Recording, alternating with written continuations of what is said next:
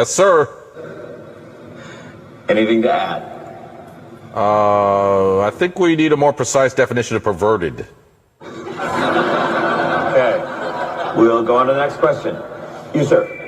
My name's Steven. I'm a junior, and my question's for Will McAvoy. Do you consider yourself a Democrat, Republican, or independent? I consider myself a New York Jets fan, Steven. Since it's been brought up, you've almost religiously avoided stating or even implying a political allegiance. Is that because, as a news anchor, you feel the integrity of your broadcast would be compromised? That sounds like a good answer. I'll take it. There was a short piece on Vanity Fair's website by Marshall Westbrook, you probably saw it, where he calls you the Jay Leno of news anchors. You're popular because you don't bother anyone. Yeah, How do you feel about that? well, I'm jealous of the size of Jay's audience.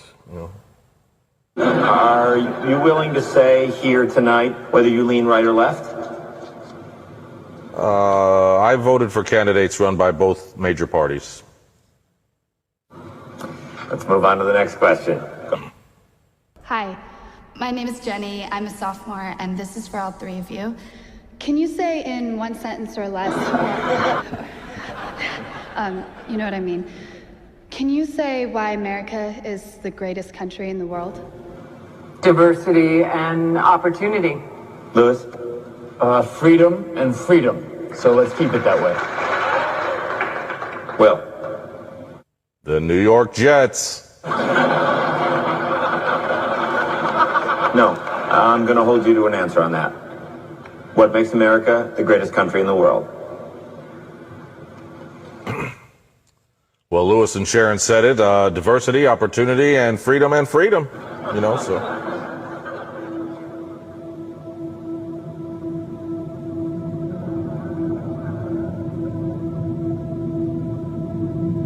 I'm not letting you go back to the airport without answering the question.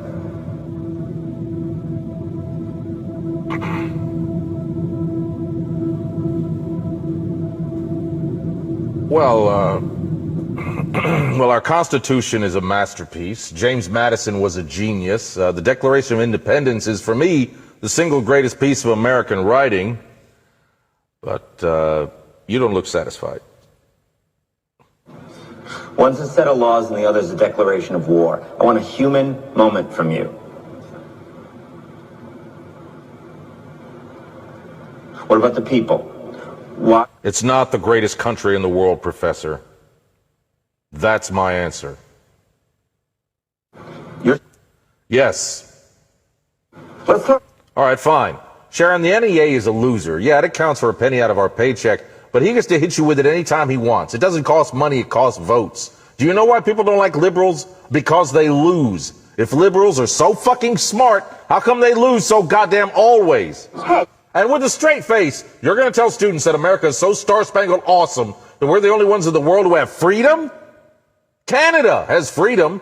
Japan has freedom. The UK, France, Italy, Germany, Spain, Australia, Belgium has freedom. 207 sovereign states, like 180 of them have freedom. Right. Yo, a sorority girl?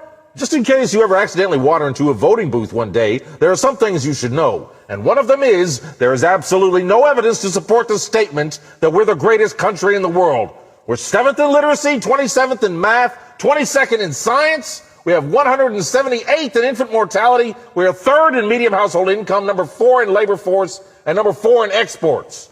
We lead the world in only 3 categories: number of incarcerated citizens per capita, number of adults who believe in angels are real, and defense spending, where we spend more than the next 26 countries combined, 25 of whom are our allies. So, little college student there, you are a member of the worst generation ever. So when you ask why America is the greatest country in the world, I don't know what the fuck you're talking about. Yosemite?